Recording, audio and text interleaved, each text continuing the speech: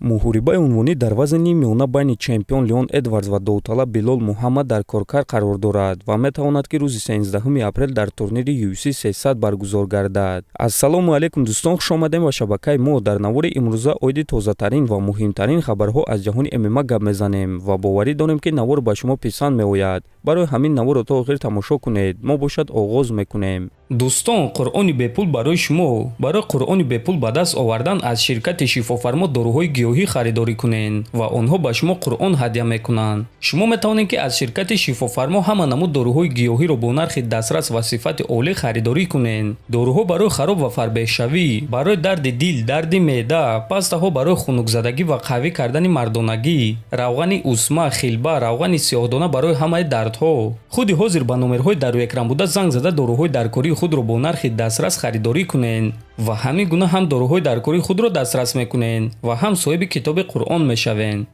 топови ҷангори вазни миёна UFC Билол Муҳаммад худро беҳтарин ҷангори вазни миёна дар ҷаҳон мешуморад. биён суханҳои ӯро гӯш мекунем. одамон ҳоло ҳам камару усманро яке аз бузургтаринҳо мешуморанд. ман бошум ба онҳо савол медиҳам ки ӯ умуман киро задааст. ӯ 2 маротиба Колби Ковингтонро шикаст дод ки ҳатто сазовори муҳорибаи унвонӣ набуд.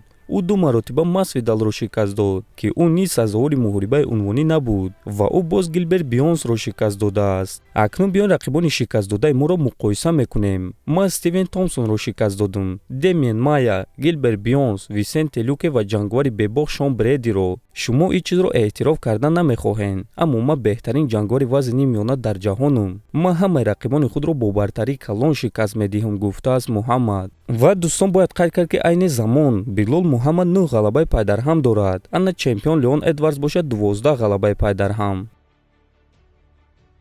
яке аз иштирокчиёни гран-прии вазни ним вазнини ACA Леонардо Силва ба финалисти вазни худ Фаридун Одилов таҳдид карда чунин суханҳо навишт.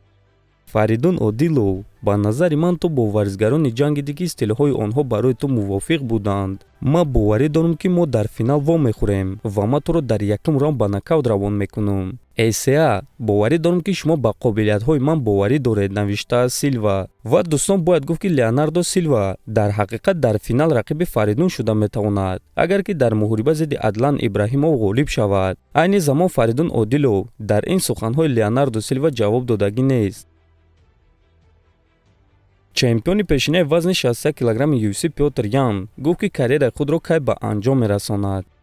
карьераи варзишӣ на он қадар дароз аст, аз зиндагӣ бошад дар пеш аст. ҳамаи мо медонем ки ҳар як шахс барои нафақаи худ кор кардан мехоҳад ва ман ягон чизро пинҳон карданӣ нестам. ман ба ин ҷо барои пул кор кардан омадагиам. кай карьераи худро ба анҷом расондан мехоҳам? дар синни 33 ё 35 солагӣ, гуфтааст Ян. хотиррасон мекунем айни замон ӯ 3 мағлубияти пайдарҳам дорад. ана муҳорибаи навбатии худро бошад рӯзи 9 март дар турнири UFC 299 зидди Сонг Ядонг мегузаронад. дар ҳамин ҷо дӯстон, навори мо ба анҷом мерасад. фикру ақидаҳоятонро нависен, ҳатман дар канали мо обуна шавен. то боздид хонободу сарбаланд бошен.